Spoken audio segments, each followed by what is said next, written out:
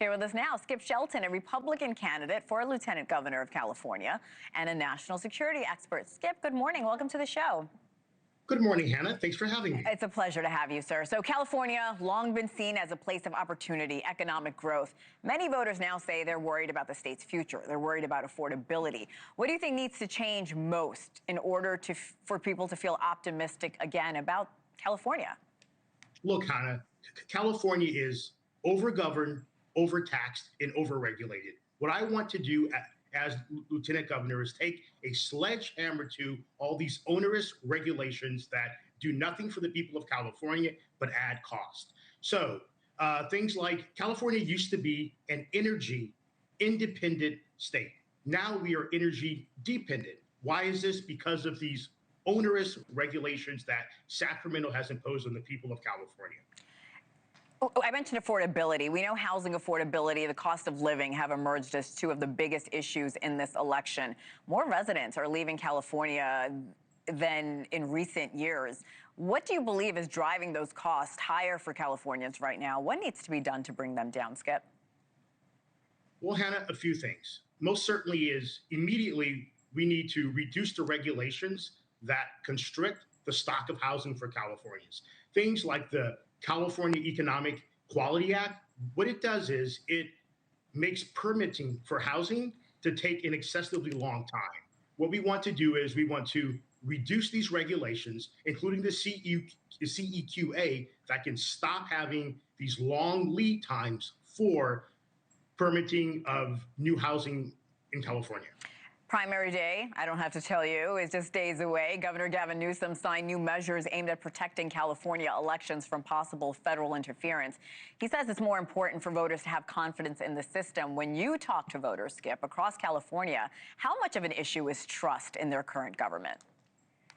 They don't trust the current government at all, Hannah. They feel that it is a self-serving cabal that doesn't look out for the interest of Californians, but rather looks out for special interest groups. So with people like myself, who are not coming from a political background, who are coming from a national security background and a technology background, they're looking for new leadership, for new soldiers on the field, if you will, to be a check against the out-of-control liberal policies of California.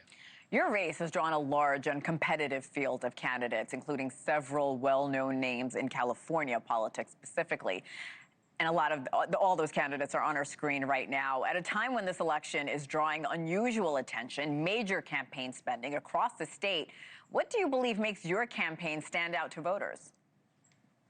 Look, Hannah, on the left, we have the normal cabal of failed Democrat politicians. You have folks like Fiona Ma, the state treasurer, who unfortunately isn't an expert in doling out California state funds for the people of California, but rather to settle her own sexual harassment lawsuits. You have guys like Michael Tubbs, who have been rejected in their own cities for being too liberal.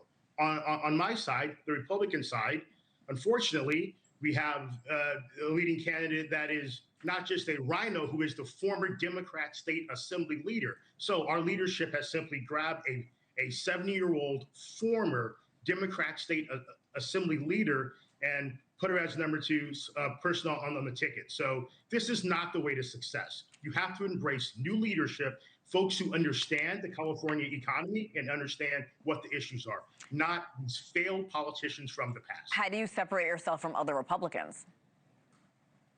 Experience, Hannah. First off, currently work in AI. I currently work for the leading AI infrastructure company in California.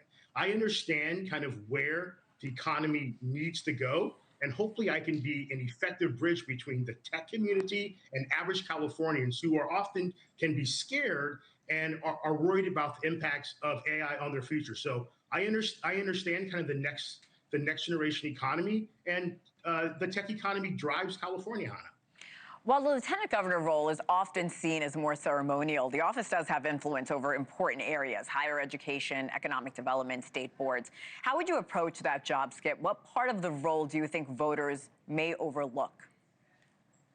I think the combination of workforce development and curriculum reform for our higher education institutions.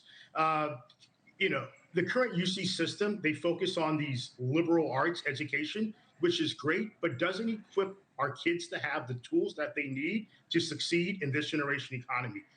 What I want to do is to take my technology experience and hope to retool our UC system's curriculum and Cal State's curriculum for skills that are going to give these kids an opportunity to succeed in this new economy, as opposed to giving them skills which are going to set them up for failure. All right, Skip Shelton, I know it is very early on the West Coast. Thank you so much for joining us this morning.